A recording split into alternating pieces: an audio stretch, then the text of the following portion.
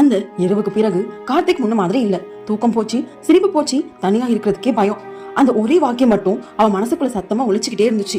நான் திரும்ப வருவேன்னு சொன்னது மட்டும். அடுத்த நாள் இரவு கார்த்திக் படிச்சுக்கிட்டு இருந்தான். திடீர்னு நாற்காலி பின்னாடி இருந்து ஒரு சின்ன சிரிப்பு சத்தம் கேட்டுச்சு. அவன் கண்ணாடியை பார்த்தான். அவள் அதே கருப்பு நிழல், அதே பயங்கர சிரிப்பு. லைட் ஆன் பண்ணினா ஒண்ணும் இல்ல, ஆஃப் பண்ணினா படுக்க கீழே சத்தம் கேக்குது.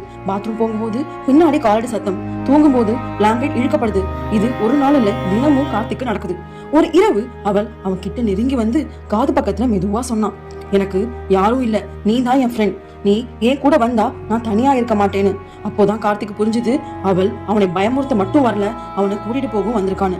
அவன் அலறினான். அப்பா அம்மா ஓடி வந்தாங்க. இப்போ அவங்களுக்கும் புரிஞ்சிருச்சு இந்த வீட்டுல ஏதோ சரியில்லைன்னு.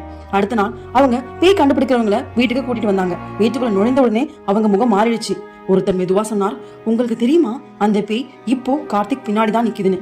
அப்பா அம்மா திரும்பி பார்த்தாங்க, ஒன்னும் தெரியல. ஆனா அவங்களுக்கு மட்டும் அந்த கருப்பு நிழல் கார்த்திக் தோள் மேல் கை வச்சு சிரிச்சுக்கிட்டு நின்னுச்சு. அவங்க உடனே சொன்னாங்க, இந்த வீட்ல இருந்தா உங்க பையன் சேஃபா இருக்க மாட்டான்னு. அந்த இரவே கார்த்திகை கூட்டிக்கிட்டு சர்ச்சுக்கு போனாங்க. அங்க கார்த்திக் சரியாகிறதுக்கு அங்க இருந்த பிரீஸ்ட் எல்லாமே பண்ணாரு. அந்த குடும்பம் அந்த வீட்டை விட்டு வேற வீட்டுக்கு போயிடுச்சு. இந்த வீடியோ பிடிச்சிருந்தா லைக் பண்ணி ஷேர் பண்ணுங்க. இது போன்ற மேல் வீடியோக்கள் பார்க்கணும். சப்ஸ்கிரைப் பண்ணுங்க. நன்றி.